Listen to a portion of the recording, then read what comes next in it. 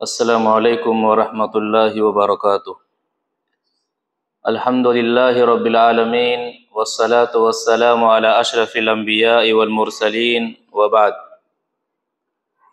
اعوذ باللہ من الشیطان الرجیم۔ ومن آیاتہ ان خلق لکم من انفسکم ازواجا لتسکنوا الیہا وجعل بینکم مودۃ ورحمۃ ان فی ذلک لآیات لقوم یؤمنون۔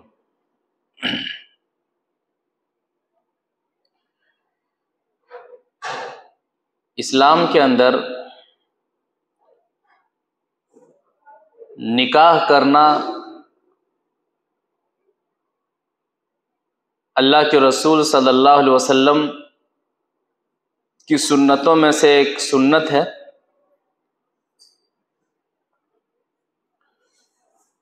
نکاح کے تعلق سے اللہ کے رسول صلی اللہ علیہ وسلم کا حکم ہے بالغ ہو جانے والوں کے لیے، نوجوانوں کے لیے۔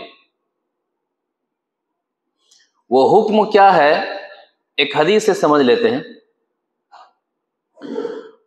وعن عبداللہ بن مسعود رضی اللہ تعالی عنہ قال قال لنا رسول اللہ صلی اللہ علیہ وسلم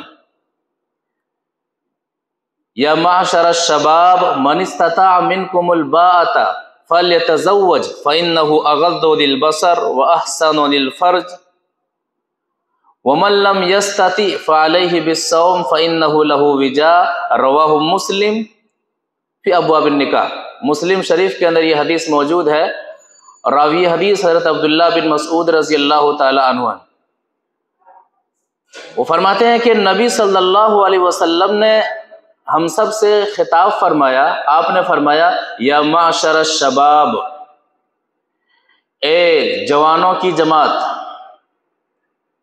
من استطاع منکم الباءۃ فلیتزوج، تم میں سے جو نکاح کرنے کی طاقت رکھتا ہو وہ نکاح کر لے۔ جو شادی کرنے کی طاقت رکھتا ہو وہ بلا وجہ کسی اور سبب کو سبب بنا کر کے ٹال مٹول نہ کرے، دیر نہ کرے، نکاح کر لے۔ وجہ کیا ہے؟ فَإِنَّهُ أَغَضُّ لِلْبَصَرِ وَأَحْسَنُ لِلْفَرْجِ۔ نکاح کے دو فائدے اس حدیث کے اندر بیان کیے گئے ہیں کہ نکاح کی وجہ سے نگاہوں کی حفاظت ہو جاتی ہے اور شرمگاہ کی حفاظت ہو جاتی ہے۔ وَمَن لَّمْ يَسْتَطِعْ، لیکن جو نکاح کرنے کی طاقت نہیں رکھتا ہے، فَعَلَيْهِ بِالصَّوْمِ، تو اسے چاہیے کہ روزہ رکھے۔ فَإِنَّهُ لَهُ وِجَاء، یہ روزہ گناہوں سے بچانے کے لیے ڈھال ہے۔ روزہ جب آدمی رکھتا ہے تو روزہ رکھنے کی وجہ سے آدمی کے دل کے اندر گناہ کا احساس ہوتا ہے، گناہ کرنے سے ڈرتا ہے اور اپنے آپ کو حفاظت میں رکھتا ہے۔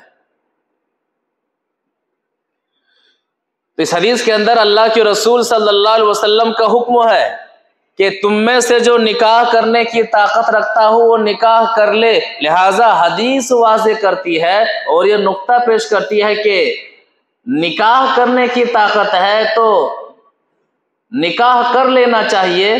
سماجی رکاوٹ کو رکاوٹ نہیں بنانا چاہیے۔ سماج فلاں فلاں چیزوں فلاں فلاں اسباب کو لا کر کے نکاح کو مشکل نہیں بنانا چاہیے۔ نکاح ہے کیا؟ یہ بہت اہم سوال ہے کہ نکاح کیا ہے۔ اگر نکاح کیا ہے یہ سمجھ لیتے ہیں تو ایک مسلمان کے لیے نکاح کے تعلق سے کاموں کو انجام دینا آسان ہو جاتا ہے۔ تو نکاح کیا ہے نبی صلی اللہ علیہ وسلم کی ایک حدیث سے سمجھتے ہیں۔ وعن انس بن مالک رضی اللہ تعالی عنہ قال جاء ثلاثة رهط الى بيوت ازواج النبي صلی اللہ علیہ وسلم يسألون عن عبادة النبي صلی اللہ علیہ وسلم فلما اخبروا कान्नहुम तक़ाल्लूहा फ़क़ालू व अयना नहनु मिनन नबी सल्लल्लाहु अलैहि वसल्लम क़द गुफ़िर लहु मा तक़द्दम मिन ज़ंबिही व मा तअख़्ख़र फ़क़ाल अहदुहुम अम्मा अना फ़इन्नी उसल्लि लैल अबदा व क़ाल आख़र अना असूमु दहर वला उफ़्तिर व क़ाल आख़र अना आतज़िलु निसा फ़ला अतज़व्वजु अबदा फ़जा रसूलुल्लाह सल्लल्लाहु अलैहि वसल्लम इलैहिम फ़क़ाल अंतुमुल लज़ीना क़ुल्तुम कज़ा व कज़ा अमा इन्नी अख़शाकुम अमा वल्लाह इन्नी अख़शाकुम लिल्लाहि व अत्क़ाकुम लहू लाकिन्नी असूमु व अफ़्तिर व उसल्ली व अरक़ुद व अतज़व्वजु निसा फ़मन रग़िब अन सुन्नती फ़लैसा मिन्नी रवाहुल बुख़ारी फ़ी किताबिन निकाह। बुखारी शरीफ के अंदर ये हदीस किताबुन निकाह में मौजूद है। रावी हदीस हज़रत अनस बिन मालिक रज़ी अल्लाह ताला अन्हु है। वो फरमाते हैं कि नबी सल्लल्लाहु अलैहि वसल्लम के अज़वाज यानी उम्महातुल मुमिनीन के यहाँ 3 अशख़ास आते हैं, 3 सहाबाए किराम आते हैं। क्यों आते हैं? सवाल करने के लिए। यसअलूना अन इबादतिन नबी सल्लल्लाहु अलैहि वसल्लम, कि नबी सल्लल्लाहु अलैहि वसल्लम की इबादत कैसे हुआ करती थी। तो घर आने के मतलब है कि घर के अंदर नबी सल्लल्लाहु अलैहि वसल्लम किस तरह इबादत किया करते थे, वरना नबी सल्लल्लाहु अलैहि वसल्लम तो नमाज पढ़ा रहे हैं, सहाबा किराम नमाज पढ़ रहे हैं। तो तीनों सहाबा जो घर आते हैं तो मकसद क्या है कि घर में नबी सल्लल्लाहु अलैहि वसल्लम की इबादत का हाल क्या था। जब बताया गया तो सहाबा किराम ने नबी सल्लल्लाहु अलैहि वसल्लम के घर की इबादत को कम जाना। पता चला कि घर में भी इबादत करनी चाहिए, है ना, कि अपने घरों को कब्रिस्तान ना बनाओ, नवाफिल का एहतमाम घर में होना चाहिए, तिलावत कुरान का एहतमाम घर में होना चाहिए। तो सहाबा किराम ने इसे कम जाना। कम जानने की वजह क्या थी?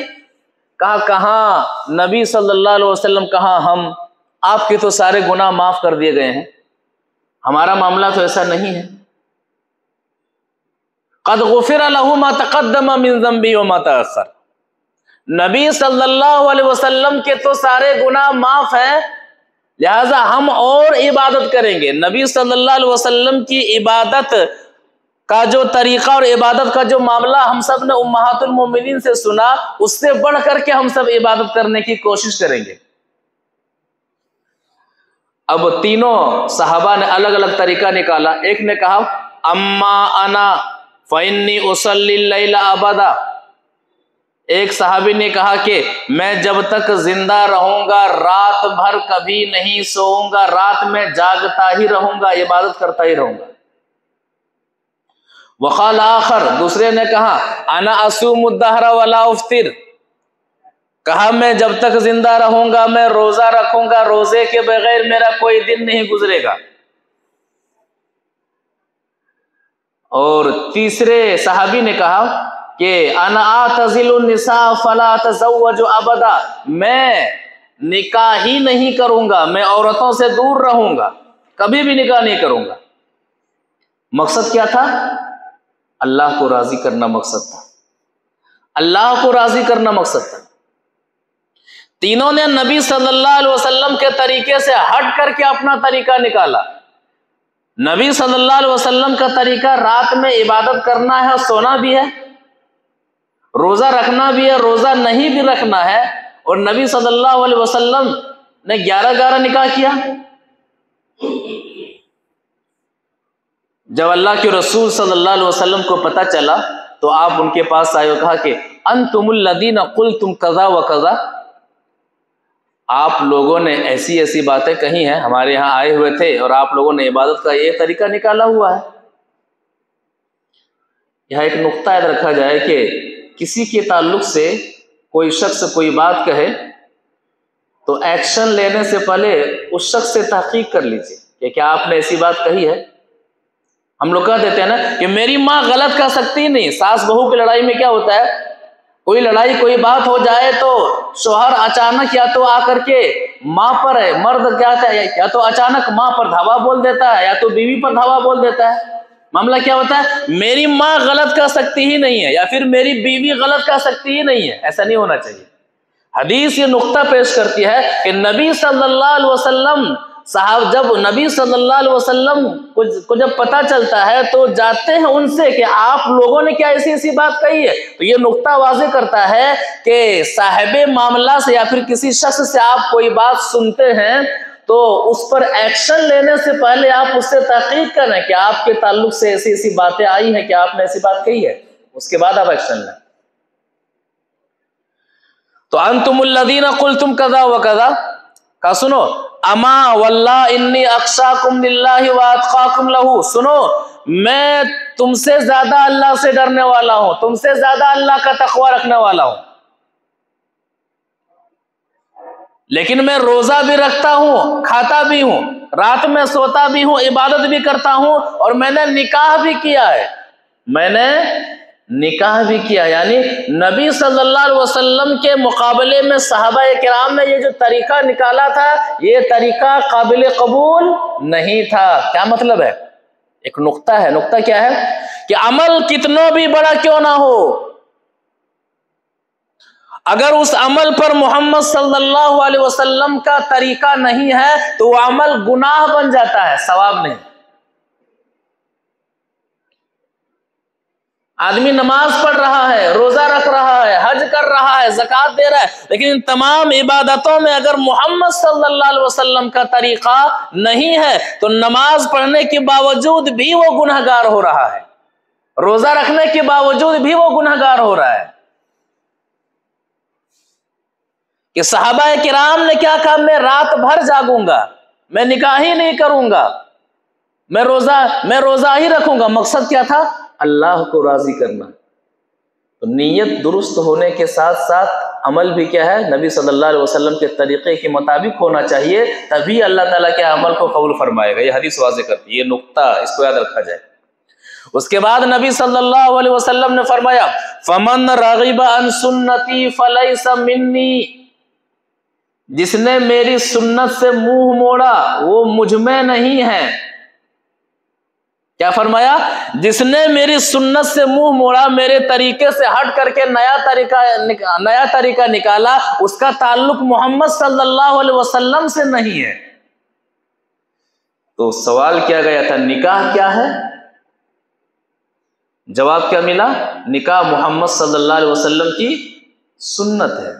فمن رغب عن سنتی فلیس منی، جس نے میری سنت سے اعراض کیا اس کا مجھ سے کوئی تعلق نہیں. تو حدیث واضح کرتی ہے کہ نکاح محمد صلی اللہ علیہ وسلم کی سنت ہے. اب سوال ایک اور آتا ہے کہ جب نکاح محمد صلی اللہ علیہ وسلم کی سنت ہے تو مسلمانوں ذرا بتایا جائے کہ جب سنت رسول ہے تو جب نکاح کی بات آئے گی تو نکاح کس کے مطابق کریں گے؟ سماج کے مطابق کریں گے کہ محمد صلی اللہ علیہ وسلم کی سنت کے مطابق کریں گے؟ یہی پھنسے ہوئے ہیں. سوال یہ کرتی ہے حدیث، اور سوال یہی ہے کہ جب نکاح محمد صلی اللہ علیہ وسلم کی سنت ہے تو پھر سنت رسول کے مطابق ایک مسلمان نکاح کیوں نہیں کرتا ہے؟ جب نکاح کرنا اللہ کے رسول صلی اللہ علیہ وسلم کی سنت سے ثابت ہے تو ایک مسلمان نکاح کے معاملے میں سنت رسول کو کیوں روند ڈالتا ہے؟ نکاح کے معاملے میں کبھی سماج کو سامنے لاتا ہے، کبھی ذات برادری کو سامنے لاتا ہے، کبھی کچھ اور اونچ نیچ کو سامنے لاتا ہے. تو لہذا حدیث واضح کرتی ہے کہ جب نکاح کرنا سنت ہے تو مسلمان ہونے کی دلیل یہ ہے کہ ایک مسلمان جب نکاح کرے تو اللہ کے رسول صلی اللہ علیہ وسلم کی سنت کے مطابق نکاح کرے. اور ایک سوال، معیار نکاح کیا ہے؟ کس بنیاد پر نکاح کریں؟ سنت رسول جب نکاح ہے تو نبی صلی اللہ علیہ وسلم کی سنت ہمیں کیا معیار دیتی ہے کہ نکاح میں ہمیں کیا دیکھنا ہے؟ آسان نکاح، شریعت میں نکاح بہت آسان ہے. نکاح آج اگر مشکل ہوا ہے تو ہم نے مشکل بنایا ہے. اسلام میں بالکل نکاح کرنا آسان ہے. اسلام نے نکاح کا معیار دیا ہے. کیا معیار دیا ہے؟ حدیث سے سمجھتے ہیں. وعن ابی ہریرہ رضی اللہ تعالی عنہ قال قال رسول اللہ صلی اللہ علیہ وسلم تنکح النساء لاربع لمالها ولحسبها ولجمالها ولدینها فاظفر بذات الدین تربت یداک، رواہ ابو داؤد فی کتاب النکاح۔ ابو داؤد شریف کی حدیث ہے، راوی حدیث حضرت ابو ہریرہ رضی اللہ تعالیٰ عنہ ہے۔ وہ فرماتے ہیں کہ اللہ کے رسول صلی اللہ علیہ وسلم نے فرمایا تنکح النساء لاربع، 4 چیزوں کی بنیاد پر نکاح کا معاملہ پیش آتا ہے۔ لمالہا، مال کی بنیاد پر، ولحسبہا، حسب کی بنیاد پر، خاندان دیکھا جائے، ولجمالہا، خوبصورتی دیکھی جائے، ولدینہا، دین دیکھا جائے۔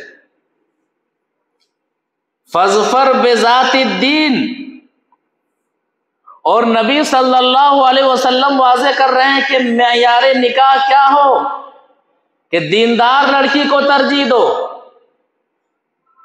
لڑکی دیندار ہے، مال والی نہیں ہے، نکاح کر لو دین کی بنیاد پر۔ لڑکی دیندار ہے، آپ کے خاندان کی نہیں ہے، نکاح کر لو دین کی بنیاد پر۔ لڑکی دیندار ہے، آپ کے مطابق اور آپ کے ذہن میں جو خوبصورتی چل رہی ہے اس کے مطابق اتنی خوبصورت نہیں ہے، لیکن دیندار ہے، دین کی بنیاد پر نکاح کر لو۔ یہ اسلام معیار دیتا ہے، اس معیار کو ہم نے ختم کر دیا ہے، بلکہ ہم نے الٹا کر لیا ہے۔ لڑکی مالدار ہو، دیندار نہیں ہے، چلے گا، خوب جہیز چاہیے، جہیز کی لالچ میں چلے گا۔ لڑکی اکیلی بیٹی ہے، کیا دیکھتے ہیں، بیٹی اکیلی ہے، خوب ملے گا، کھینچو۔ ایسے بھی بے غیرت لوگ معاشرے میں موجود ہیں، ہمیں کچھ نہیں چاہیے، کھلے عام کیا کہیں گے، ہمیں کچھ نہیں چاہیے، اور اندر سے جو میڈیٹر ہوتے ہیں یہی پتہ لگواتے ہیں کہ دیکھو کتنا مال ہے، مارکیٹ میں کتنی دکانیں ہیں۔ لڑکی جاب والی ہے، ارے جاب والی ہے، کوشش کرو ہو جائے، وہ تو روز سونے کی انڈا دینے والی مرغی ہمارے گھر آئے گی۔ تو ایسے بے غیرت مسلمان بھی معاشرے اور سماج کے اندر گھومتے ہیں، جو سامنے تو کہتے ہیں کچھ نہیں چاہیے، لیکن پیچھے انہیں پورا چاہیے۔ مین دروازے سے کچھ نہیں چاہیے، کھڑکی سے انہیں پورا چاہیے۔ تو معیار نکاح اسلام نے کچھ اور دیا ہے، ہم نے نکاح کا معیار کچھ اور بنا لیا ہے، اسی لیے نکاح کرنا مشکل ہو گیا ہے اور زنا کرنا آسان ہو گیا ہے۔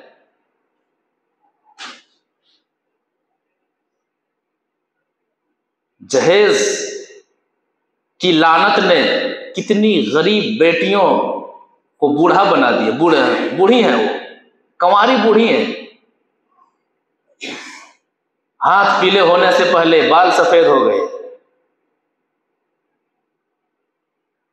بہو بننے سے پہلے وہ دادی بن گئی، وہ نانی بن گئی۔ اس کا ذمہ دار کون ہے؟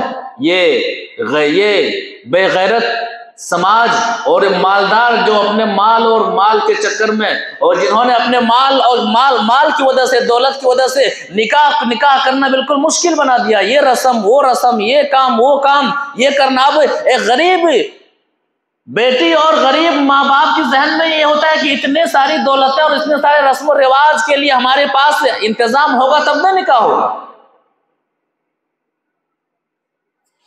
تو فاظفر بذات الدین، دینداری کو ترجیح دو۔ لڑکی دیندار ہے، آپ کے خاندان کی نہیں ہے، دیندار ہے، مالدار نہیں ہے، دیندار ہے، خوبصورت زیادہ نہیں ہے، دینداری کی بنیاد پر نکاح کرو۔ تربت یداک، اگر ایسا نہیں کرو گے تو آپ کو افسوس ماننا پڑے گا، افسوس کرنا پڑے گا، آپ پریشان ہوں گے، دنیا بھی ختم، دنیا میں بھی سکون نہیں، اطمینان نہیں۔ میرے بیڈ پہ سو کر کے غراتے ہو، کیا کہتی ہے؟ میرے باپ نے دیا ہے، نکال کے دیکھو، بول کر کے دیکھو، ابھی فون کرتی ہوں ابا کو، ابھی فون کرتی ہوں بھیا کو، ابھی کچہری میں جا کر کے ایک آویدن کورٹ میں جا کر کے دے دو تو زندگی بھر بس جھیلتے رہ جاؤ گے۔ ہے کہ نہیں سماج میں؟ کیونکہ دیندار لڑکی عورت دیندار نہیں ہے، آپ پورے سسرال کو انہوں نے مٹھی میں کر رکھا ہے۔ کیا ہو گیا کیا ہو گیا؟ کچھ نہیں ہو گیا ہے. آپ نے نکاح میں اللہ کے رسول صلی اللہ علیہ وسلم کی سنت کا خیال نہیں رکھا ہے، اسی کی پریشانی آپ بھگت رہے ہیں اور کچھ نہیں ہے. تو معیار نکاح کیا ہے؟ لڑکے والوں کے لیے نکاح کا معیار یہ ہے کہ لڑکی کو دین کی بنیاد پر بیاہ ہو. دین کی بنیاد پر کہا جا رہا ہے کہ بہو بناؤ، دین کی بنیاد پر کسی کو اپنی بیوی بناؤ. تریبت یدا کا. اگر ایسا نہیں کرو گے تو آپ کو افسوس کرنا پڑے گا. اچھا، تو لڑکی والوں سے کیا کہا گیا ہے، کیا معیار رکھا گیا ہے لڑکی والوں کے لیے؟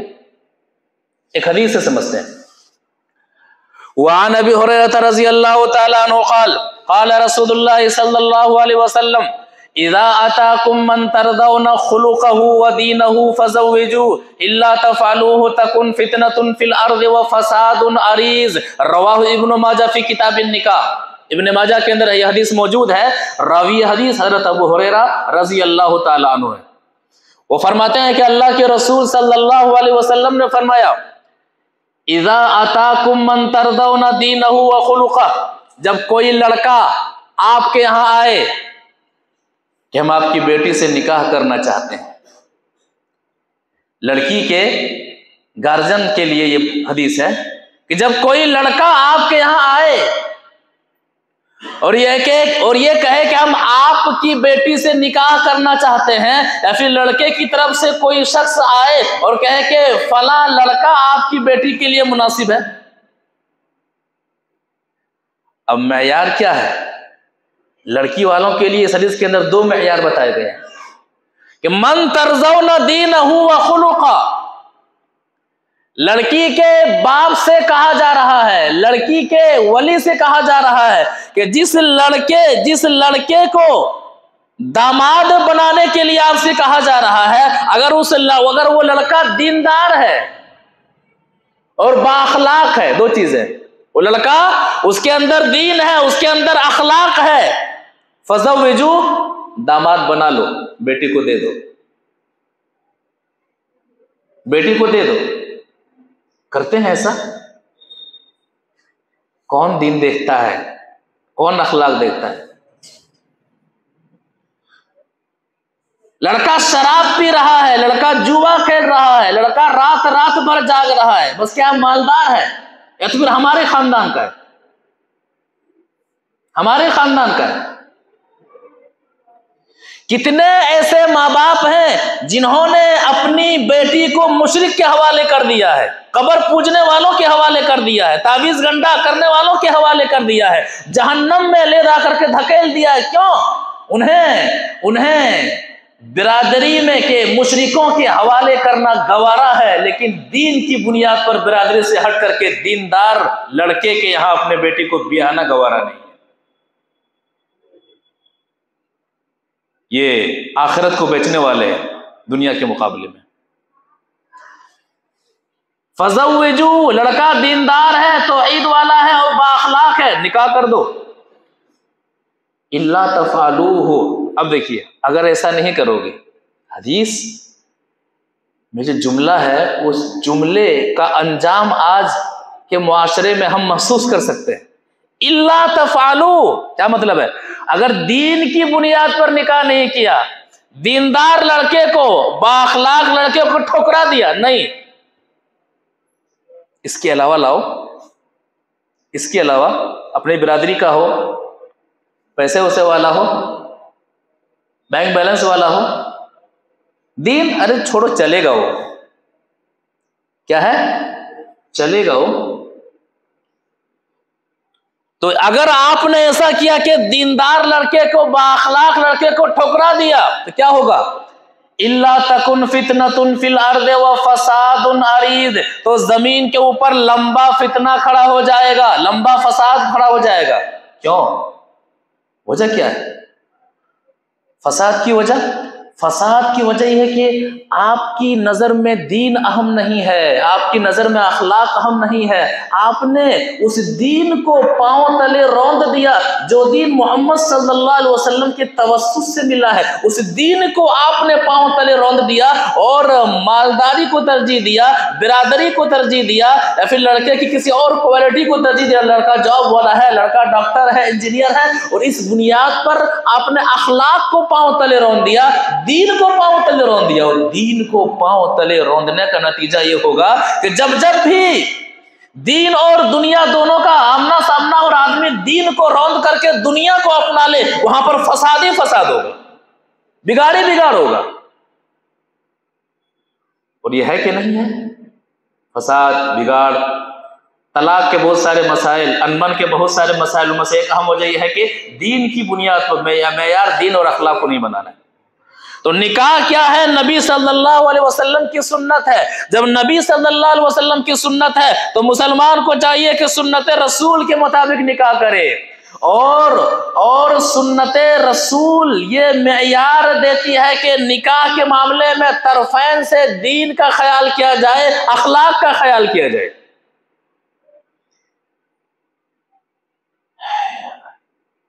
نبی صلی اللہ علیہ وسلم کی بیٹیوں کی شادی ہوئی، نبی صلی اللہ علیہ وسلم نے نکاح کیا،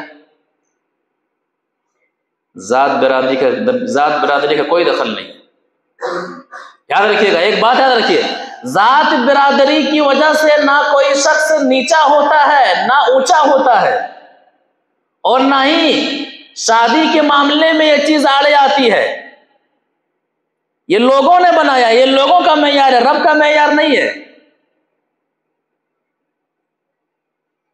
میں خان ہوں، میں شیخ ہوں، میں پٹھان ہوں، میں انصاری ہوں، میں فلاں ہوں، میں فلاں ہوں، ان تمام برادریوں کی وجہ سے نہ کوئی شخص اونچا ہوتا ہے نہ نیچا ہوتا ہے، نہ شادی کے معاملے میں یہ سب چیزیں رکاوٹ ہے۔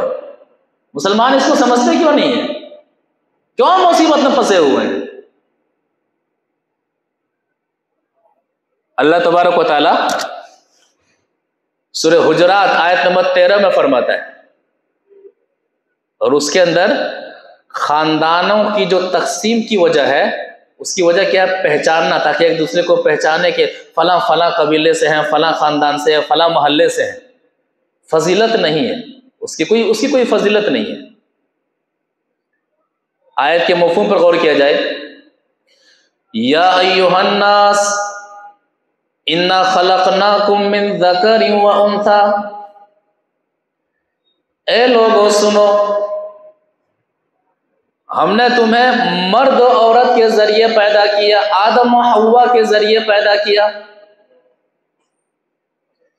تمام کے تمام آدم و حوا کی اولاد ہے، کوئی کسی کو کسی سے کوئی برتری نہیں ہے، کسی پر کوئی فوقیت نہیں ہے۔ وَجَعَلْنَاكُمْ شُعُوبًا وَقَبَائِلَ، اور ہم نے تمہیں قبیلوں میں بانٹ دیا، شعبوں میں بانٹ دیا، خاندانوں میں بانٹ دیا کہ فلاں شخص فلاں قبیلے کا ہے، فلاں شخص فلاں خاندان کا ہے۔ وجہ کیا ہے؟ لِتَعَارَفُوا، تاکہ تم پہچان سکو آپس میں ایک دوسرے کو کہ فلاں خاندان کا ہے، فلاں قبیلے کا ہے، فلاں گاؤں کا ہے، فلاں شہر کا ہے۔ اس کے علاوہ اور کوئی وجہ نہیں ہے۔ ان اکرمکم عند اللہ اتقاکم، اللہ تعالیٰ سے سب سے زیادہ قریب وہی شخص ہے جن کے دل میں سب سے زیادہ تقویٰ ہے۔ جو جتنا متقی ہوگا اتنا ہی اللہ تعالیٰ سے قریب ہوگا۔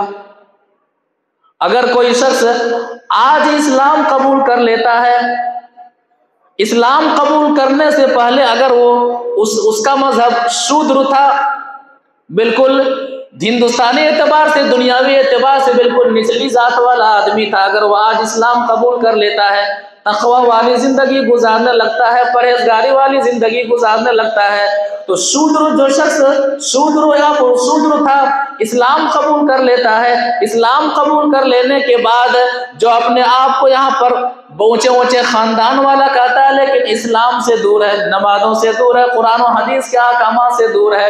ان اکرمکم عند اللہ اتقاکم، وہ شخص جو اسلام کے مطابق عمل کر رہا ہے، اللہ تبارک و تعالیٰ کے نزدیک سب سے زیادہ وہی قریب ہے۔ ان اکرمکم عند اللہ اتقاکم۔ تم میں کا سب سے زیادہ مکرم اللہ کے نزدیک وہی ہے جو تقوی والا ہے.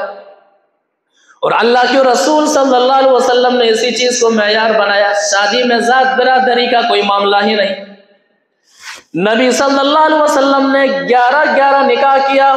حضرت زینب رضی اللہ تعالی عنہا کے علاوہ ایک بھی بیوی آپ کے خاندان سے تعلق نہیں رکھتی ہیں. 11 بیویوں میں سے آپ کے خاندان میں سے صرف حضرت زینب رضی اللہ تعالی عنہا ہے. اس کے بعد جتنی بھی امہات المومنین ہیں سب کا تعلق دوسرے خاندان سے ہے. یہاں تک کہ صفیہ رضی اللہ تعالی عنہا کا تعلق یہودی خاندان سے ہے. اسلام قبول کر لیتی ہیں اور اللہ کے رسول صلی اللہ علیہ وسلم ان سے نکاح کر لیتے ہیں. نبی صلی اللہ علیہ وسلم کا یہ عمل واضح کرتا ہے کہ نکاح کے معاملے میں یا پھر اونچ نیچ کے معاملے میں ذات برادری کا ذرہ برابر بھی دخل نہیں ہے. اللہ کے رسول صلی اللہ علیہ وسلم کی 4 بیٹیاں تھیں. حضرت فاطمہ رضی اللہ تعالی عنہا کے علاوہ 3 بیٹیوں کا نکاح اللہ کے رسول صلی اللہ علیہ وسلم نے بنو امیہ کے خاندان میں کیا. حضرت زینب رضی اللہ تعالی عنہا کا نکاح بنو امیہ کے خاندان میں ہوتا ہے. حضرت ام کلثوم رضی اللہ تعالی عنہا کا نکاح بنو امیہ کے خاندان میں ہوتا ہے. حضرت رقیہ رضی اللہ تعالی عنہا کا نکاح بنو امیہ کے خاندان میں ہوتا ہے. اگر نکاح کے معاملے میں خاندان کا ذرہ برابر بھی دخل ہوتا تو بنو ہاشم محمد صلی اللہ علیہ وسلم کا سب سے اونچا خاندان رہا ہے, سب سے اعلیٰ خاندان رہا ہے.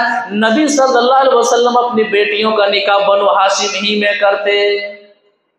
ان اکرمکم عند اللہ اتقاکم, تقوی والا اللہ سے زیادہ قریب ہے, چاہے وہ کسی بھی خاندان کا ہے, چاہے کہیں بھی رہنے والا ہے. کتنی واضح چیزیں ہیں کہ نبی صلی اللہ علیہ وسلم کا عمل دیکھ لیجئے, اور قرآن کی آیت واضح کر رہی ہے کہ نکاح کتنا آسان ہے. آج ہم نے کہ لڑکا مشرک ہی کیوں نہ ہو, لڑکی مشرکہ ہی کیوں نہ ہو, بد اخلاقی کیوں نہ ہو, بس اپنی ہی برادری میں چاہیے. یہ مشکل کس نے بنایا؟ اسلام نے, رب نے بنایا ہے؟ نہیں, اسلام میں تو اس کا کوئی وجود ہی نہیں. نکاح کے معاملے میں یہ آپ نے مشکل بنایا ہے. اگر آپ کا نکاح نہیں ہو رہا ہے, وجہ یہ ہے کہ آپ نے یہ گھیرا بنا لیا ہے کہ لڑکا ہماری ہی برادری کا ہو, لڑکی ہماری ہی برادری کی ہو, چاہے وہ بد اخلاق ہو, چاہے وہ بد کردار ہو. جب اسلام کے مقابلے میں اپنی انا کو لائیں گے, اسلام کے مقابلے میں محلے کو لائیں گے, اپنا وجود کو اور اپنی شخصیت کو لائیں گے, تب تک مشکلوں کا سامنا کرنا پڑے گا, تب مشکلوں کا سامنا کریں گے. نکاح آسان ہے, نکاح کو آسان بنائیے. معیار دینداری ہو, دینداری کی بنیاد پر نکاح کیجیے.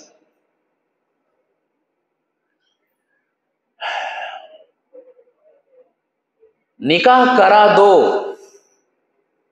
سورہ نور آیت نمبر 32 پڑھیں گے تو لڑکا اور لڑکی دونوں کے گارجین سے کہا جا رہا ہے نکاح کرا دو. اچھا, لڑکے والے جس چیز کو بنیاد بنا کر کے نکاح نہیں کرتے ہیں اس کا جواب بھی دیا گیا ہے. آیت کے مفہوم پر غور کیجیے. وَأَنْكِحُوا الْأَيَامَ مِنْكُمْ, جو عورت بے نکاح ہے ان کا نکاح کر دو, ان کی شادی کر دو. لڑکی کے ولی سے کہا جا رہا ہے, لڑکے کے ولی سے کہا جا رہا ہے کہ آپ کی لڑکی بالغہ ہو گئی ہے, آپ کا لڑکا بالغ ہو گیا ہے. اب آپ کی ذمہ داری بنتی ہے, ماں باپ کی ذمہ داری بنتی ہے کہ نکاح کر دو. بالغ ہو جانے کے بعد اگر باپ اپنی بیٹی کا نکاح نہیں کرتا ہے, باپ اپنے بیٹے کا نکاح نہیں کرتا ہے, اور اگر بالغ ہو جانے کے بعد اگر بیٹا زنا کر رہا ہے, بیٹی زنا کر رہی ہے, تو بیٹے کو جتنا گناہ ملے گا باپ کو بھی اتنا ہی گناہ ملے گا, بیٹی کو جتنا گناہ ملے گا باپ کو بھی اتنا ہی گناہ ملے گا, کیونکہ اللہ کا حکم ہے کہ نکاح کر دو اور آپ نکاح نہیں کر رہے ہیں. وَأَنْكِحُوا الْأَيَامَ مِنْكُمْ والصالحین من عبادکم و امائکم، اور جو غلام نیک ہیں صالح ہیں، جو لونڈی نیک و صالحہ ہے، ان کا بھی نکاح کر دو۔ ان یکونوا فقراء یغنیہم اللہ من فضلہ، آپ کا بیٹا بھی اتنا کما نہیں رہا ہے، آپ کے بیٹے کے پاس الگ سے کوئی بلڈنگ نہیں ہے، آپ کا بیٹا ابھی نوکری میں نہیں ہے، اللہ تبارک و تعالیٰ نکاح کے بعد رزق کے دروازے کھول دے گا۔ آج باپ اپنے بیٹے کا نکاح اس وجہ سے نہیں کرتا ہے کہ بیٹا ابھی پاؤں پر کھڑا ہی کہاں ہوا ہے، جبکہ بیٹا پورا کا پورا اکھاڑا لڑ رہا ہوتا ہے، باپ کو پتہ ہی نہیں ہوتا ہے۔ باپ یہ کہتا ہے کہ بیٹا ابھی پاؤں پر کھڑا ہی کیا ہوا ہے، ابھی کماتا ہی کیا ہے، ابھی اپنا لیے الگ سے گھر بنایا ہی کہاں ہے، ابھی اس گھر کو اور اس دولہے کے روم کو سجانے کے لیے 4 لاکھ 5 لاکھ کی رقم اس کے پاس کہاں ہے۔ سماج سے جکڑے ہوئے ہیں، سماج سے جکڑے ہوئے ہیں۔ جب بھی نکاح کی بات آتی ہے، وہ رسم کتنے رسمیں ہوتے ہیں نکاح سے پہلے۔ قرآن کہتا ہے ان یکونوا فقراء یغنیہم اللہ من فضلہ، نکاح کے قابل آپ کا لڑکا ہو گیا ہے، نکاح کر دیجئے۔ اگر وہ مال میں کم ہے تو نکاح کے بعد اللہ تبارک و تعالیٰ رزق کے دروازے کھول دے گا، یہ اللہ تعالیٰ کا وعدہ ہے، یہ اللہ کا وعدہ ہے۔ آپ ٹھیکہ کون لیے ہو؟ آپ ٹھیکہ لینے والے کون ہیں؟ آپ کہہ رہے ہیں کہ نہیں، جب رزق کے دروازے کھلیں گے تبھی نکاح کروں گا، رب کہہ رہا ہے نکاح کر دو، رزق کا دروازہ میں کھول دوں گا۔ تو بیٹے اور رب کے درمیان آنے والے آپ کون ہوتے ہیں؟ باپ کون ہوتے ہیں؟ جب بیٹا بالغ ہو گیا ہے تو بیٹے اور بیٹے کے رب کے درمیان رکاوٹ بننے والے یہ باپ کون ہوتے ہیں؟ یہ باپ رازق نہ کل تھے، نہ آج ہے، نہ کل ہوں گے۔ نکاح سے پہلے بھی اس کے آپ کے بیٹے کا رازق اللہ ہے، نکاح کے بعد بھی آپ کے بیٹے کا رازق اللہ ہی ہوگا، اور یہ اللہ کا وعدہ ہے کہ نکاح کر دو، ہم دروازہ کھول دیں گے رزق کا۔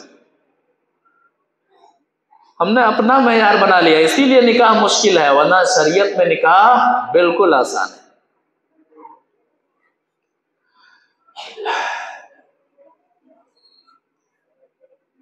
نبی صلی اللہ علیہ وسلم کے زمانے کے 2-3 نکاح کو ذرا سمجھ لیتے ہیں، کتنا آسان تھا نکاح کرنا۔ پہلی حدیث، وعن انس بن مالک رضی اللہ تعالیٰ عنہ ان النبی صلی اللہ علیہ وسلم رأى على عبد الرحمن بن عوف اسرى سفرا فقال ما هذا يا ابا عبد الرحمن؟ قال انی تزوجت امرأة على وزن نواة من ذهب فقال بارك الله لك اولم ولو بشاة، رواہ مسلم فی کتاب النکاح۔ مسلم شریف کے اندر یہ حدیث موجود ہے، راوی حدیث حضرت انس بن مالک رضی اللہ تعالیٰ عنہ ہے۔ وہ کہتے ہیں کہ نبی صلی اللہ علیہ وسلم نے، اگر آج کے زمانے میں ہمارے ساتھ یہ واقعہ پیش آ جائے جو اس حدیث میں بیان ہے تو ہم کیا کرتے؟ ہم کیا کرتے؟ خود آپ اپنے آپ کو جواب دے لیجئے اور سوچئے کہ ہمارا ریئیکشن کیا ہوتا ہے۔ کہتے ہیں کہ عبد الرحمن بن عوف رضی اللہ تعالیٰ عنہ کے بدن پر نبی صلی اللہ علیہ وسلم نے کچھ زردی دیکھی، الگ رنگ دیکھا، سفرا زرد رنگ دیکھا۔ کہا عبد الرحمن یہ کیا ہے؟ کہا اے نبی صلی اللہ علیہ وسلم میں نے ایک عورت سے نکاح کیا ہے، گٹھلی کے وزن کے برابر سونا مہر دے کر کے نکاح کیا ہے۔ آپ کا بہت چہیتا ہو، چاہنے والا ہو، نکاح کرنے کے بعد اچانک آپ کو کہے کہ میں نے نکاح کر لیا ہے، آپ کا ریئیکشن کیا ہوگا؟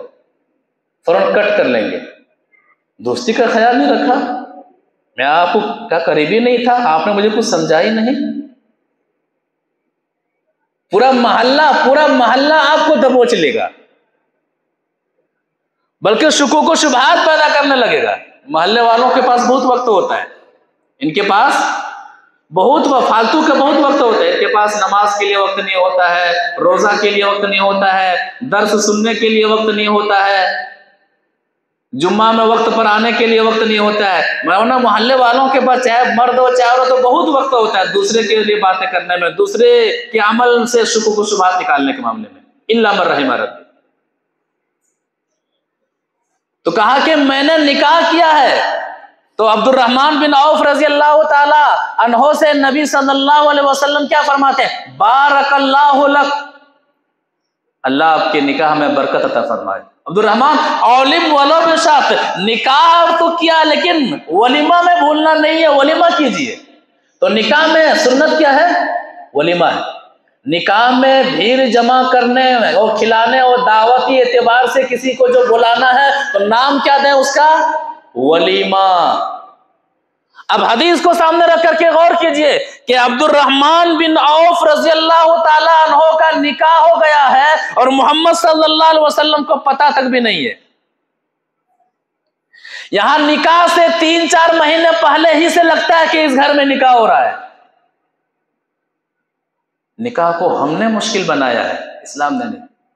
ہوتا ہے کہ نہیں ہوتا ہے؟ نکاح سے 3-4 مہینے پہلے ہی سے پتہ چل جاتا ہے کہ اس گھر میں نکاح ہونے والا ہے. کبھی عید کا رسم، عید کے کپڑے، کبھی بقرعید کے کپڑے، یہ شگن کے کپڑے، وہ شگن کے کپڑے، کبھی اس رسم کے کپڑے، کبھی اس رسم کے کپڑے. ہلدی کا رسم کیا ہے یہ؟ پتہ نہیں عورتوں کو کیا ہو گیا ہے، اور ان کی عقلیں زمین کھا گئی یا پھر آسمان نکل گیا، پتہ ہی نہیں چلتا. الا ماشاء اللہ ہماری بہت سی اسلامی خواتین ہیں جو اس پر عمل کرتی ہیں. ہلدی کے رسم کو محفل نکاح سے بڑھا چڑھا کر کے پیش کیا گیا ہے آج کے ماحول میں. آپ نے دیکھا نہیں ہے؟ ٹینٹ بھی ہلدیانہ ہو، جس روم میں وہ رسم ہوتا ہے وہ روم بھی کیا ہے؟ پورا ہلدیانہ ہو، ہلدی کے رنگ جیسا ہو. میک اپ بھی ہلدی کی طرح میک اپ کرتی ہیں، کپڑا بھی ہلدی کے رنگ کا پانی ہوئی ہیں. مذاق بنا کر کے رکھ دیا اسلام کو. اگر نکاح محمد صلی اللہ علیہ وسلم کی سنت ہے تو سنت رسول کے مطابق نکاح کریں. یہ محمد صلی اللہ علیہ وسلم کی سنت سے اس سنت کو لے کر کے جائے. اور ہم کہا کرتے ہیں کہ دو معاملوں میں کام کو بگاڑنے میں عورتوں کا بہت ہی اہم ہاتھ ہوتا ہے. ہماری مائیں اور بہنیں یہاں پر موجود ہیں.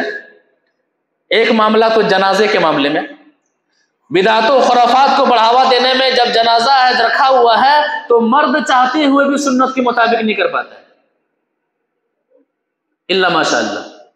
دوسرا نکاح کے معاملے میں مرد بیچارہ وہ قوام ہے گھر کا، وہ گارجن، وہ چاہتا ہے کہ میرے گھر میں سنت کے مطابق نکاح ہو، لیکن عورتیں اس قدر انہیں ٹارچر کرتی ہیں کہ بیچارہ باہر بیٹھا رہتا ہے، گھر میں سب کچھ عورتیں کرتی ہیں.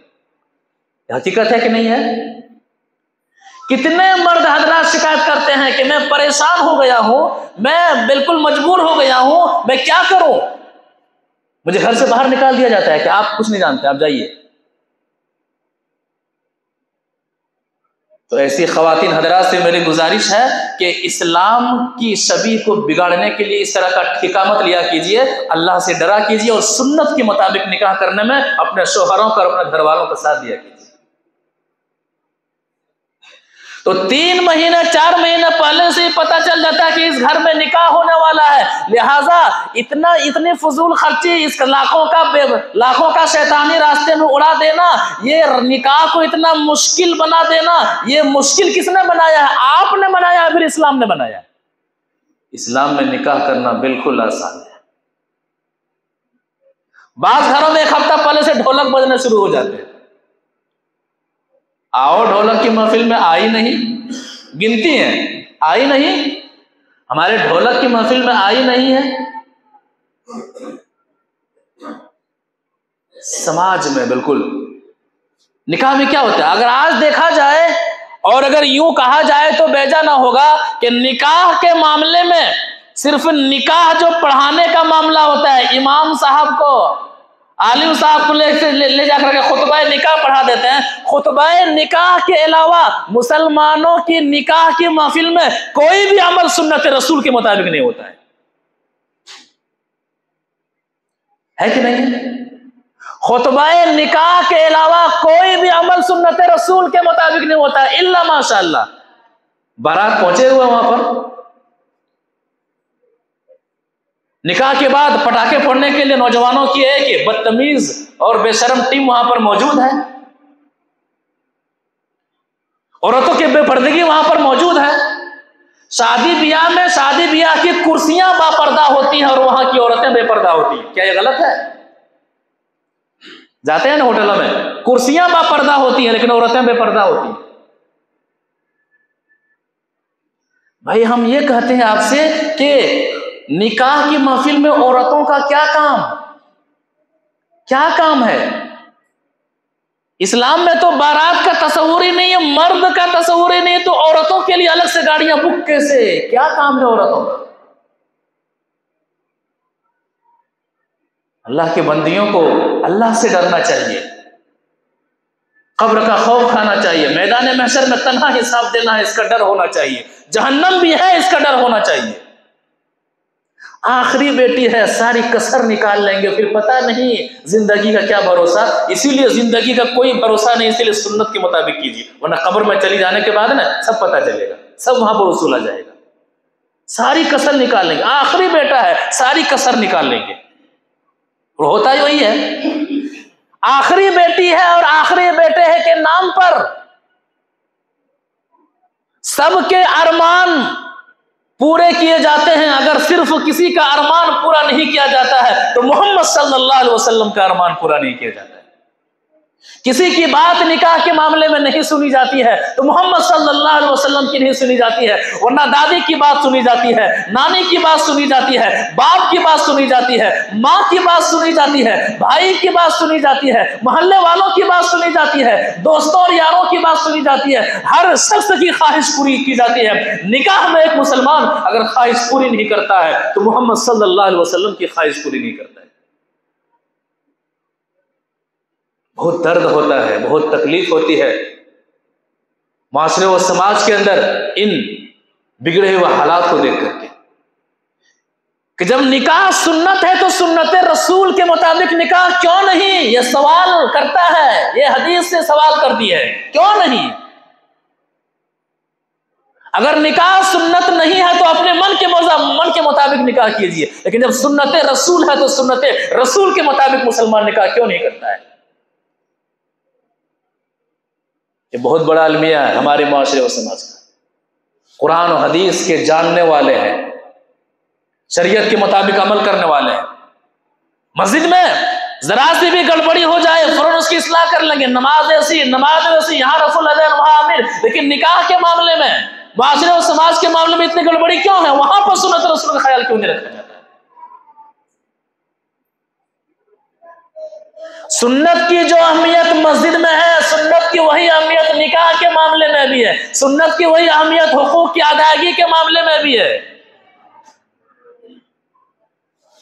تو عبد الرحمن بن عوف رضی اللہ تعالی عنہ کا نکاح ہو جاتا ہے، نبی صلی اللہ علیہ وسلم تک کوئی پتہ نہیں، کہتے ہیں کہ ولیمہ کیجیے. اب بتائیے، کائنات کے سب سے عظیم باراتی موجود ہیں اور وہیں پر موجود ہیں، چشم فلک نے ایسا باراتی پھر دیکھا نہیں ہے. کائنات کی سب سے عظیم حیثیت محمد صلی اللہ علیہ وسلم موجود ہیں. عبد الرحمن بن عوف اگر چاہتے تو کائنات کی سب سے عظیم ہستی کو باراتی بنا سکتے تھے اگر اسلام میں ذرہ برابر بھی اس کی اہمیت ہوتی، لیکن نہیں. کیا محبت میں کمی تھی؟ صحابہ کرام کم محبت کرتے تھے؟ جان مانگو تو جان حاضر، مال مانگو تو مال حاضر. یہی وہ عبد الرحمن بن عوف جنہوں نے مکہ چھوڑا ہے. کس کی محبت میں مکہ چھوڑا ہے؟ محمد صلی اللہ علیہ وسلم کی محبت میں مکہ چھوڑا ہے. عبد الرحمن بن عوف بہت بڑے مالدار صحابی، مکہ والوں نے سب کچھ لوٹ لیا تھا، کہا جا رہے ہو پیدل جانا پڑے گا، اونٹ بھی چھین لیا تھا. تاریخ میں یہ واقعہ ملتا ہے کہ پیدل چلتے ہیں. عبد الرحمن بن عوف رضی اللہ تعالیٰ عنہ پیدل چلتے ہوئے جب مدینہ آتے ہیں تو پاؤں سے خون نکل رہا ہوتا ہے. لپٹ جاتے ہیں محمد صلی اللہ علیہ وسلم سے اور کہتے ہیں کہ عبد الرحمن عبد الرحمن دین بچا لیا تو کچھ بھی نہیں گیا ہے. کہتے ہیں نبی صلی اللہ علیہ وسلم نے سب کچھ چھوڑ دیا ہے. کہتے ہیں دین نہیں چھوڑا ہے تو کچھ نہیں چھوڑا ہے. کہاں ہے ہم؟ یہ وہ عبد الرحمن بن عوف کہ محبت میں کوئی کمی تھی؟ کوئی کمی نہیں تھی. تو نبی صلی اللہ علیہ وسلم کے دور کا نکاح کتنا آسان تھا. لہٰذا آج کیا ہوتا ہے، بہت بڑا المیہ ہے کہ 10 سال 15 سال کے باپ کی کمائی کس میں ختم ہو جاتی ہے؟ شادی میں. اب غور کرنے والی بات ہے کہ نکاح کرنا کوئی ایشو ہی نہیں ہے اسلام کے اندر، کوئی ایشو نہیں ہے. لیکن آج نکاح کرنا سب سے بڑا ایشو ہے ایک باپ کے لیے. اگر وہ اپنی بیٹی کا نکاح کر دے تو یہ سمجھتا ہے کہ میں نے زندگی میں بہت ہی بڑا کام کر دیا ہے، جبکہ یہ کوئی بڑا کام ہی نہیں اسلام میں. آج دیکھ لیجئے جو بھی آپ کے شہر سے باہر ہے، 10 سال 12 سال سے، کوئی سعودی میں ہے، کوئی دبئی میں ہے، کوئی قطر میں ہے، وجہ بیٹی کی شادی کرنی ہے. ان کی کمائی کا اکثر حصہ کس میں خرچ ہو رہا ہے؟ بیٹی کی شادی میں. کون ہے اس کا ذمہ دار؟ اسلام میں جو ایشو ہے ہی نہیں ہے، اسلام میں جو کوئی مدعا ہی نہیں ہے، اسے ہم نے اتنا بڑا مدعا بنا لیا ہے کہ ایک باپ کی زندگی کا پورا خرچہ بیٹی کی نکاح میں ختم ہو جاتا ہے.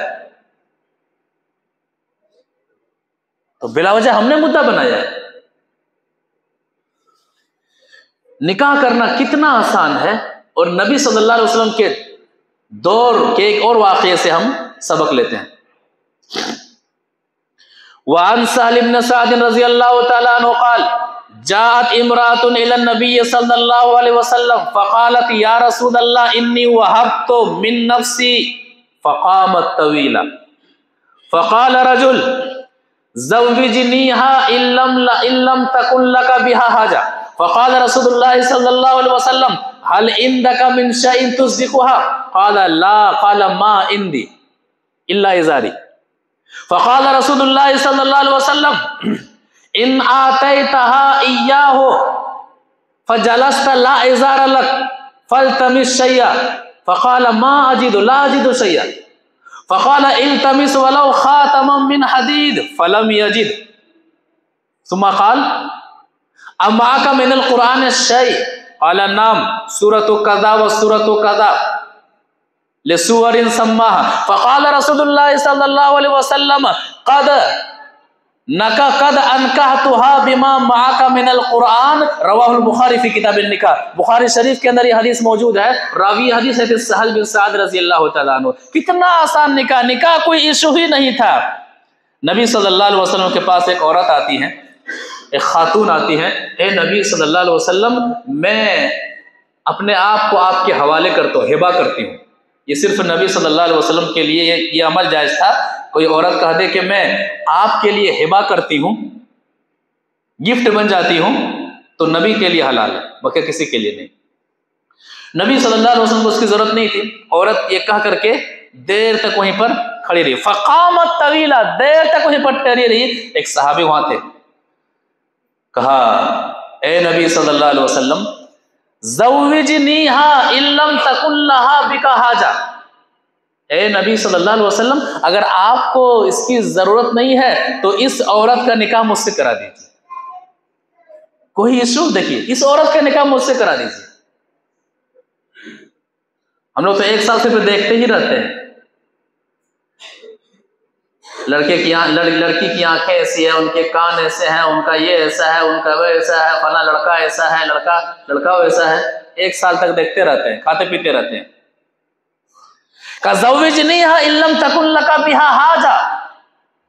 نکاح کا معیار، دیکھنے کا معیار شرعی ہو. کہا آپ کو ضرورت نہیں ہے تو مجھ سے نکاح کر دیجیے. اب کیا کہا نبی صلی اللہ علیہ وسلم نے؟ کتنا پیسہ ہے، کتنا مکان ہے، چھکا اور منگنی کے لیے پیسے ہے کہ نہیں ہے، ادھار کن سے لینا ہے، ہلدی کا رسم کرنے کے لیے ہے کہ نہیں ہے.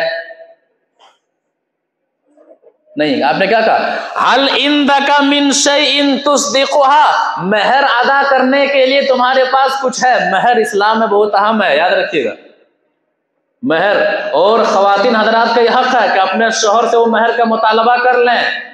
یہ قرض ہے. جس طرح سے آدمی کسی شخص کو قرضہ دیتا ہے تو اسے واپس مانگتا ہے، تو یہ مہر کی وجہ سے آپ حلال ہوئی ہیں اپنے شوہر کے لیے، لہذا مہر کا مطالبہ کرنا. شوہر ڈرائے تو ڈرے نا، بعض شوہر ڈرواتے ہیں، دھمکاتے ہیں تاکہ مہر معاف کر دے، غلط ہے یہ. تو کہا کہ مہر ادا کرنے کے لیے کچھ ہے. اب صحابی کی مالی حالت دیکھ لیجئے. جی صحابی کی مالی حالت، کہتے ہیں کہ ما اندی الا ازاری، جو تہبند ہم پہنے ہوئے ہیں، جو کپڑا پہنے ہوئے ہیں، مہر ادا کرنے کے لیے یہی ہے.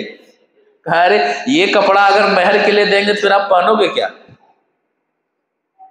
ان آتے تہا ایہا وجلست لا ازار لکا، اگر اسی کپڑے کو مہر کے طور پر دیں گے تو آپ تو ننگے ہو جاؤ گے. یعنی کچھ نہیں ہے، کچھ نہیں ہے. کب پہنو گے؟ کہا التمس شیئا، گھر جاؤ کچھ اور تلاشو. تلاشتے ہیں، کہتے ہیں لا اجد شیئا، گھر میں کچھ بھی نہیں ہے، گھر میں کچھ بھی نہیں ہے. لڑکا یہاں کیا کہتے ہیں، لڑکا کیا کتنا کماتا ہے؟ ارے اتنا میں کیا چلے گا، اتنا میں کیا چلے گا. لڑکے کو اور کمائی والا لڑکا چاہیے، اور ایسا چاہیے ویسا چاہیے. کہتے ہیں لا اجد شیئا، گھر میں کچھ بھی نہیں ہے. کہتے ہیں التمس ولو خاتما من حدید، جا اور گھر میں اچھی طرح سے تلاشی کر، اگرچہ کہ لوہے کی انگوٹھی بھی مل جائے تو لوہے کی انگوٹھی لے آنا مہر کے طور پر، اسے دے دیا جائے گا. کہتے وہ بھی نہیں ہے. نکاح کرنا ہے وہ بھی نہیں ہے، کہتے وہ بھی نہیں ہے. تب ایک اور آئیڈیا نبی صلی اللہ علیہ وسلم نے دیا. کہا کہ اما کا من القرآن شیء، قرآن تمہیں یاد ہے؟ قرآن تمہیں یاد ہے؟ کہاں فلاں فلاں صورتیں یاد ہیں. کہا ٹھیک ہے، میں نے تمہارا نکاح ان سے کرا دیا اس بنیاد پر، مہر یہ ہو، مہر یہ ہے، مہر یہ طے پایا ہے کہ آپ فلاں فلاں صورتیں اپنے بیوی کو یاد کرا دیں. اللہ اکبر، نکاح ہو گیا. نبی صلی اللہ علیہ وسلم کے زمانے کا نکاح ہے، کوئی اول جھول نہیں، کوئی تام جھام نہیں، لہذا نکاح کرنا آسان ہے. آج اگر نکاح کرنا مدعا بنا ہوا ہے، نکاح کی وجہ سے شادی کے معاملے میں ماں باپ پریشان ہیں، تو وجہ پریشانی کی وجہ وہ خود ہے. اسلام میں نکاح کرنا آسان ہے، اسلام میں کوئی ایشو ہی نہیں ہے. اور ایک نقطہ بھی یاد رکھیں کہ مہر ادا کرنے کے لیے پیسے کا ہونا ہی ضروری نہیں ہے، کسی کی شکل میں بھی آپ جیسے یہاں پر مہر قرآن کی صورتوں کے ذریعے سے صحابی ادا کرتے ہیں کہ جو صورتیں تمہیں یاد ہوں انہی صورتوں کو اپنے بیوی کو سکھا دینا، پڑھا دینا. یعنی دین کی بنیاد پر نکاح، اور مہر کو بھی رکھا گیا تو دین کی بنیاد پر مہر رکھا گیا ہے. تو نبی صلی اللہ علیہ وسلم کے زمانے کا یہ نکاح ہے. بتائیں نکاح کرنا کتنا آسان ہے، اسلام میں کوئی ایشو نہیں ہے، اسلام کا کوئی مدعی نہیں ہے، ہم نے مدعا بنایا ہے. لہٰذا آج ضرورت اس بات کی ہے کہ مسلمان دین کی طرف لوٹیں، ہر معاملے میں، ہر مسائل میں قرآن و حدیث کو فالو کریں تو انشاءاللہ ہر مسائل آسان ہوں گے، اور اسی طرح سے نکاح کرنا بھی آسان ہوگا. دین کی بنیاد پر نکاح کیجئے، شریعت کی بنیاد پر نکاح کیجئے. نبی صلی اللہ علیہ وسلم سے سب سے زیادہ محبت کی دلیل یہ ہے کہ جب بھی نکاح کی بات آئے تو نبی صلی اللہ علیہ وسلم کی رہنمائی کے مطابق نکاح کیجئے، بلکہ یہ دعا کیجئے اور کہیے کہ پروردگارا سب کچھ ٹھیک ہے، لیکن یہ عمل جو کر رہا ہوں، یہ نکاح میں جو کر رہا ہوں، تیرے نبی صلی اللہ علیہ وسلم کی محبت میں کر رہا ہوں. رب سے اظہار کر کے کیجئے اور محبت میں اضافہ ہوگا. پروردگارا میں یہ کام کر رہا ہوں، نبی کی محبت میں کر رہا ہوں، اور مجھے پتا ہے کہ نبی کی محبت میں طریقہ رسول کے مطابق کیا جانے والا جو عمل ہوتا ہے اس میں آدمی رسوا نہیں ہوتا ہے، اس میں آدمی ذلیل نہیں ہوتا ہے، اس میں تیری رحمت ہی رحمت ہوتی ہے. دعا کرتے ہیں کہ اللہ تبارک و تعالیٰ شریعت میں جو نکاح آسان ہے، ہم مسلمانوں کو اس آسان نکاح کو اپنانے کی توفیق عطا فرمائے. نکاح کے معاملے میں، شادی بیاہ کے معاملے میں جتنے بھی رسم و رواج ہیں، تام دھام ہیں، ان تمام سے دور ہو کر کے بالکل شادی کو سادی بنانے کی توفیق عطا فرما، سادے انداز میں نکاح کرنے کی توفیق عطا فرما، اللہ کے رسول صلی اللہ علیہ وسلم کے طریقے کے مطابق نکاح کرنے کی توفیق عطا فرما۔ پروردگارہ جو نکاح کے معاملے میں پریشان حال ہیں پروردگارہ تو ان کے لیے آسانی پیدا فرما، اور اللہ کے رسول صلی اللہ علیہ وسلم کے طریقے کے مطابق نکاح کرنا تو ان کے لیے آسان بنا دے، اور جو لوگ نکاح کے بندھن میں بنے ہوئے ہیں پروردگارہ انہیں دین کی بنیاد پر آپس میں ایک دوسرے کے ساتھ قرآن و حدیث کے مطابق حقوق کو ادا کرتے ہوئے اپنی زندگی گزارنے کی توفیق عطا فرما، خود کو اسلام کے مطابق ڈھالنے کی توفیق عطا فرما، اپنی اولاد کو بھی اسلام کے مطابق ڈھالتے ہوئے زندگی گزارنے کی توفیق عطا فرما۔ پروردگار ہم میں سے جو بیمار ہیں انہیں شفا عطا فرما، ہم میں سے جو پریشان حال ہیں تو ان کی پریشانی کو دور فرما، ہم میں سے جو مقروض ہیں تو ان کا قرضہ ادا کر دے، ہم میں سے جو کوئی مرد و خواتین تیری عبادت کرتے ہیں تجھے راضی کرنے والے اعمال کرتے ہیں پروردگارہ تو ہم سب کی عبادتوں کو قبول فرما، اور تو ہم سب کے اعمال سے راضی ہو جا۔ پروردگارہ جو لوگ نمازوں کے پابند ہیں ان کے نمازوں میں خشوع خضوع عطا فرما، اور نماز کے ذریعے سے مزید ان کی زندگی میں دینی تبدیلیاں پیدا فرما۔ جو لوگ نمازوں سے دور ہیں انہیں سنت رسول کے مطابق نماز ادا کرنے کی توفیق عطا فرما۔ پروردگارہ جب تک تو ہم سب کو اس دنیا کے اندر زندہ رکھ، ایمان اور اسلام کی حالت میں زندہ رکھ، جب ہمارا خاتمہ ہو تو اس حال میں خاتمہ ہو کہ تو ہم سے راضی ہو، ہم تجھ سے راضی ہوں، قبر کی نعمتیں ہمارا انتظار کر رہی ہوں، میدان محشر کی رحمتیں ہمارا انتظار کر رہی ہوں، جنت کے دروازے اور جنت کی نعمتیں قبر کے اندر ہمارا انتظار کر رہی ہوں۔